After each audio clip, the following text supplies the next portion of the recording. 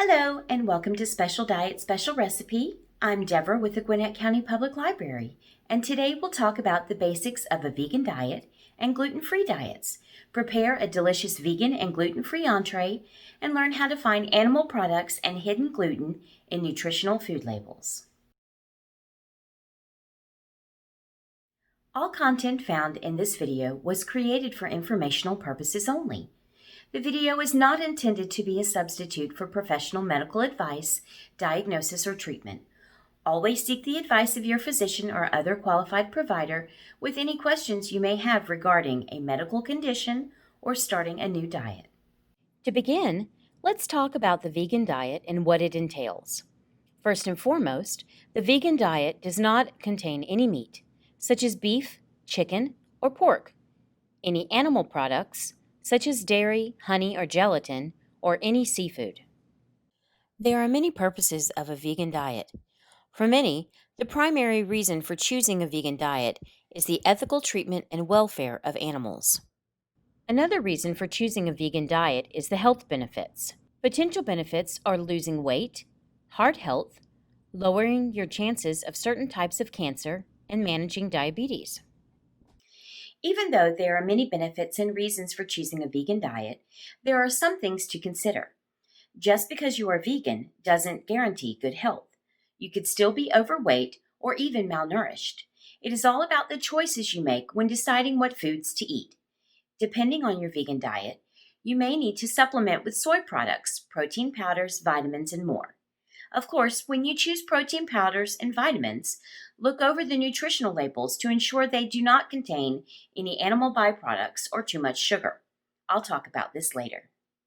A gluten-free diet is medically necessary for those with celiac disease, non-celiac gluten intolerance, and wheat allergies. There are also those who believe a gluten-free diet helps them lose weight and have increased energy, but more research is necessary to conclude these types of benefits. When eating processed foods, it is especially important to read nutrition labels. Consumable products that contain wheat, barley, rye, or triticale, or any ingredient derived from them must be labeled with the name of the grain in the ingredient list. So for instance, pastas, potatoes, gravy, which you know is really its own food group in the South, certain alcoholic beverages, and even imitation meat and seafood contain some form of gluten.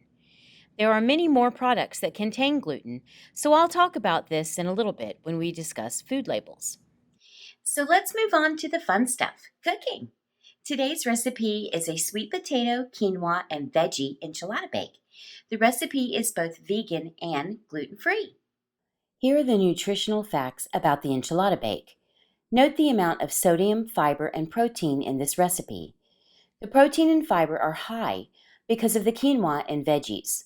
The majority of the sodium comes from processed food items. So if you are watching your salt intake and have the time, instead of using canned beans, cook dried beans. Use fresh corn and make the enchilada sauce from scratch. Be sure if you use the canned beans or corn to rinse and drain them, as most of the sodium is found in the liquid. Here are the ingredients you'll need for this recipe. A half cup of dried quinoa. 4 cups of cubed sweet potatoes, which is about 2 large ones. 1 red bell pepper, diced. 1 green or yellow bell pepper, diced. I don't like green bell peppers, so I used a yellow bell pepper instead. 1 zucchini or orange bell pepper, diced. I did not have a zucchini, so I used an orange bell pepper instead. Half of a red onion, also diced. 1 15-ounce can of black beans, drained and rinsed. 1 cup of canned corn kernels, preferably no salt, also drained and rinsed. 1 cup of grated vegan mozzarella cheese, divided. 2½ cups of enchilada sauce. Make sure it's vegetarian or vegan. 1 teaspoon ground cumin. 1 teaspoon paprika. I love smoked paprika. It gives it more flavor. 1 teaspoon garlic powder. 3 teaspoons of olive oil. 1½ teaspoons of salt. Black pepper to taste. Rinse the quinoa and place it in a small pot with 1 cup of water. Bring to a simmer and cook until water is absorbed and the quinoa is cooked through, about 15 minutes. Then set it aside.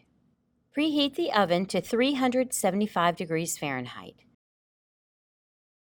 On a large baking sheet, toss together the cubed sweet potatoes with 2 teaspoons of olive oil, half a teaspoon of the salt, and a quarter teaspoon of pepper. Bake the sweet potato for 20 minutes. While the sweet potato is baking, add all the diced bell peppers and onion to a bowl and toss with 1 teaspoon olive oil and a pinch of salt and pepper. Add the vegetables to the sweet potatoes, stir, and make sure they're in an even, flat layer. Place them back into the oven for 10 minutes. Increase the oven temperature to 400 degrees Fahrenheit. Place the sweet potatoes and veggies into a large baking dish and stir in the cooked quinoa, black beans, corn, enchilada sauce, spices, and 3/4 cup of the cheese. Also include 1 teaspoon of salt and a half teaspoon of pepper. Top with the remaining 1/4 of the cheese and place back in the oven until heated through and the cheese is melted, about 10 to 15 minutes. Top with your favorite garnishes, such as cilantro, red onion, tomato, avocado, and jalapeno. Enjoy! This recipe can be made up to 2 days in advance and refrigerated until you bake it. When you finish baking it, be sure to store it properly in the refrigerator. At the end of this video, there is a helpful link for the various names of animal products and animal byproducts that could be hidden as an ingredient in a food label. If your product doesn't have a certified vegan logo, check the ingredients against this list and hopefully you'll find any hidden ingredients. Food labels are tricky when it comes to vegan food products. If it has a logo from the Vegan Society, the American Vegetarian Society, which specifies vegan, not vegetarian, or by the nonprofit Vegan Action, it is considered a certified vegan food product. If the label does not have one of these logos on it, you'll need to comb through the ingredients to make sure it is truly a vegan product. Remember, vegetarian does not mean vegan.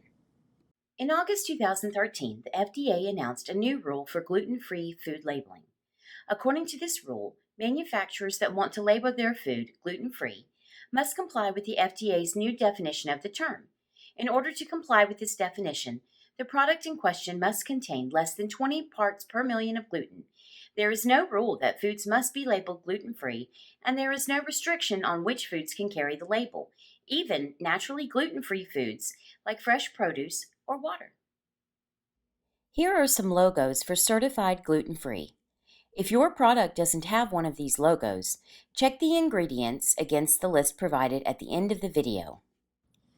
Thanks for joining us today. Here are some resources about vegan and gluten-free diets.